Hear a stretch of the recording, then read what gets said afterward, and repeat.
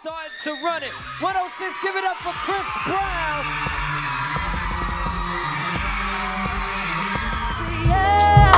I don't know your name, but excuse me, miss. Oh, yeah.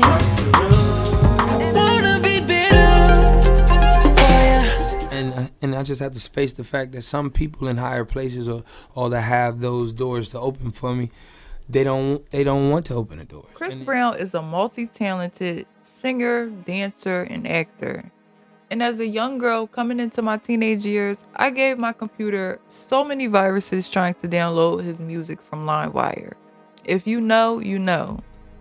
And I have to separate the art from the artist and say that Chris Brown's first self-titled album will always and forever be a nostalgic piece of my childhood. So how did Chris go from being compared to greats like Michael Jackson and Usher to practically blackballed from the industry? Chris Brown is a triple threat. He dominates everything he touches, being in movies and music, and he had the world at his fingertips. But things quickly came crashing down after a night of celebration turned into a complete nightmare when Rihanna and Chris Brown left a Grammy party for Clive Davis. Begin at 10 with breaking news. A Grammy Award nominee has just posted bail on criminal threat charges. Chris Brown is accused of assault and battery. Neither he nor his girlfriend, singer Rihanna, showed up at tonight's award show. When the news broke about Rihanna and Chris Brown's 2009 DV incident, it was shocking and horrifying, and Chris became public enemy number one. Ever since this incident, Chris has been on a downward spiral, creating a very long rap sheet for himself. And he has a bad reputation that follows him wherever he goes. A lot of celebrities refuse to have anything to do with him because of his reckless past. One enemy I would hate to have is Jay-Z. Jay has made it crystal clear that he doesn't mess with Chris. And it doesn't help that Rihanna happens to be one of Jay's artists, and once he crossed the line with Riri, any relationship he had with Jay went down the drain. Jay let it personally be known that he doesn't rock with Chris, especially at the 2009 BET Awards when he threatened to not perform if Chris did his Michael Jackson tribute. And sure enough, the performance was canceled. Jay also didn't acknowledge Chris at the VMAs, and when everybody was clapping for him, Jay-Z barely looked his way. So his stance on the situation is very clear. Don't mess with Riri. Of course, it doesn't feel good to have one of the biggest names in hip-hop history denouncing you. And Chris responded by saying it's not fair that Jay-Z gets a pass for everything that he's done in his past, but he doesn't. How is your relationship with Jay-Z? I don't really have one. The fake outrage runs rampant in today's world of social media. One day we love a celebrity, and then the next we have our proverbial digital pitchforks at their throat. And Chris Brown has fell victim to the cancel culture, but for good reason. Chris has said many times that everyone condemns him for one mistake that he made when he was 18 years old. And that statement would be true if it was just one mistake.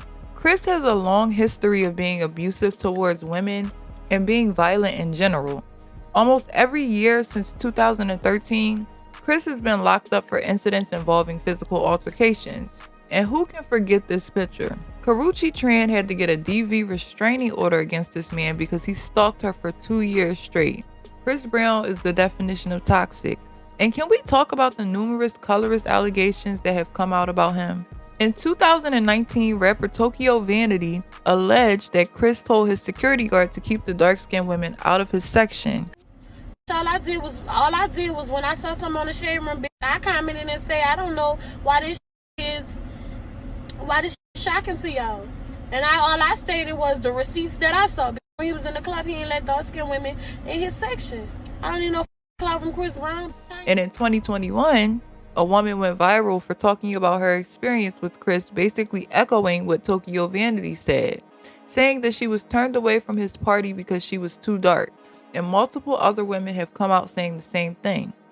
And I was with two light-skinned girls and one white girl. And we're walking into the club, and a very famous R&B singer, walked up to me and looked at my girl and said, you can get in, but no darkies. I kept walking because I was like, huh? He's like, I said no darkies. And not to mention his song lyrics from the song Need a Stack, where he says he only wants to F black with the nice hair. Only wanna fuck the black bitches with the nice hair. But what's so interesting is that the same women that he hates are the ones who support him, buy his music, and also defend his bad behavior. Recently, Kelly Rowland, a fellow chocolate sister, was dragged all across the internet and accused of being a pick-me because she defended Chris Brown at the AMA Awards when the audience started booing after it was announced that he won an award. She stated that we should give Chris Brown grace, but grace is given to people who learn from their mistakes and evolve. And Chris is still stuck in this woe is me, rebel without a cause attitude while still being as problematic as he was almost 14 years ago. And as much as I love Kelly Rowland, because the Lord knows I do, girl, that wasn't it. But Kelly is an example of how women defend Chris's bad behavior. Women are the reason Chris Brown can still sell out arenas, but he said himself he's banned from award shows and Hollywood events. Chris Brown has sold 143 million records worldwide, been in multiple movies, and is a mega superstar, but he's also a known gang affiliate. That sounds like a conflict of interest and working backwards to me. And some have stated that it's the reason his career hasn't reached the heights of icon status. Chris, who was once every teenage girl's heartthrob, became the bad guy overnight. And he took it to the next level by being involved in things that doesn't mix well with Hollywood, ruining his reputation even further. Chris is now someone unrecognizable, and bad influences, pressures of the music industry, and problematic choices have made him the black sheep of the industry, which is unfortunate because his talent is undeniable. Recently, him and Blueface got into it because once again, Chris was trying to make excuses for his past. Instead of just owning it and being sorry, he compared his incident with Rihanna to Blueface and Chrisean, opening himself up for even more backlash and this response from Blueface. Check it out. I understand the frustration, fool. You know, for me being in the situation. I'm not even gonna trip on you because the message you trying to send is way off. I get it, you know, bitch hit me. It's funny, I hit back his face, so I totally get it. That'll be the most irritating thing ever. But you gotta play the cards that you was dealt. You on some, but they did it too. Why aren't you guys telling them anything type shit? Like, bro, life don't work like that, man. You know, if we all go do a crime together, we not all gonna get the same time together. You hear me? You might get the most amount of time. We might not all say nothing, but we all went and did the crime, so we gotta take the time. You hear me? And my last opinion is, cuz you beat up the wrong. Yeah, you got a bad judge. Like, you feel me? Now, Lord knows I can't stand Blueface or Chrisean, and anytime Blueface of all people makes sense, it's a problem. But he's right. The culture we live in today was completely different from the culture of '09. And for some reason, people idolize Blueface and Chrisean's toxic relationship. Another thing Chris fails to realize is that he was a mega superstar when the incident with Rihanna took place, who was also a mega superstar.